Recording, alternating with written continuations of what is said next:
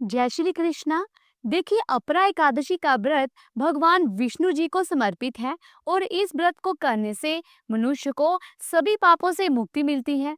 अपरा एकादशी के दिन भगवान विष्णु का पूरे विधि विधान से पूजन करने के साथ ही इस दिन कथा को सुनना या पढ़ना बहुत ही जरूरी होता है। तो आइए सुनते हैं अपरा एकादशी के दिन सुनी जाने वाली व्रत कथा। युधिष्ठिर कहने लगे कि हे भगवान, ज्येष्ठ कृष्ण एकादशी का क्या नाम है तथा उसका महात्म्य क्या है, सो कृपया करके कहिए।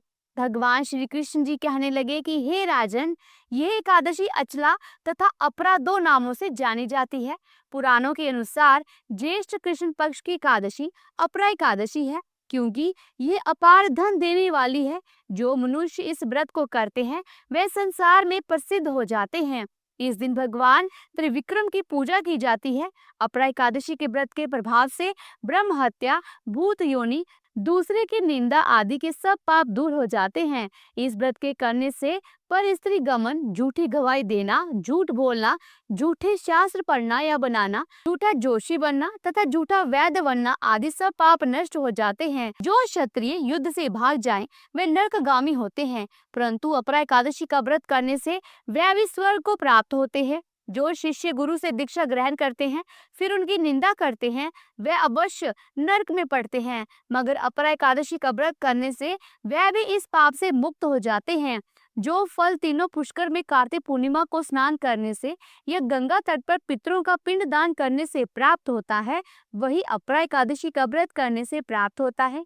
मकर के सूर्य में प्रयागराज के स्नान से, शिवरात्रि का व्रत करने से, सिंह राशि के बृहस्पति में गोमती नदी के स्नान से, कुंभ में केदारनाथ के दर्शन या बद्रीनाथ के दर्शन, सूर्य ग्रहण में कुरुक्षेत्र के स्नान से, स्वर्ण दान करने से अथवा अर्ध प्रसूता गोदान से जो फल मिलता है वही फल अपरा एकादशी के व्रत से मिलता है।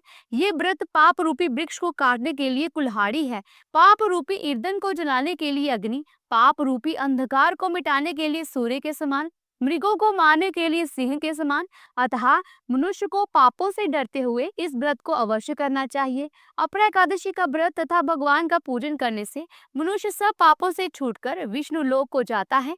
इसकी प्रचलित कथा के अनुसार प्राचीन काल में महिध्वज नामक एक धर्मात्मा राजा था। उसका छोटा भाई वज्रध्वज बड़ा ही क्रूर, अधर्मी तथा अन्यायी था।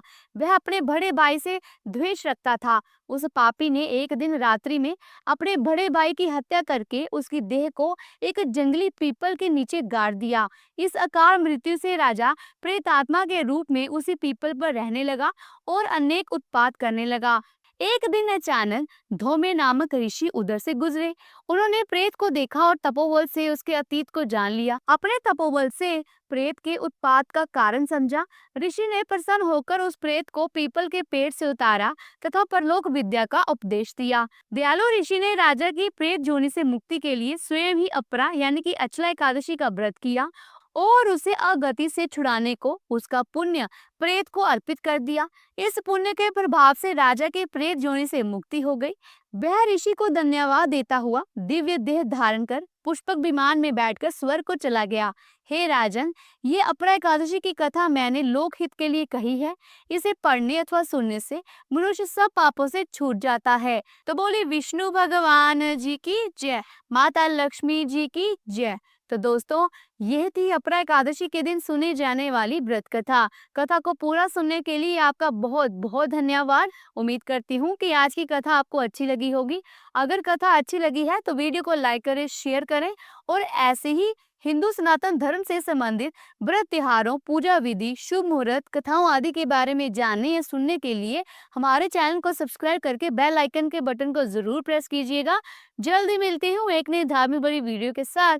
तब तक के लिए प्रेम से बोलो राधे राधे।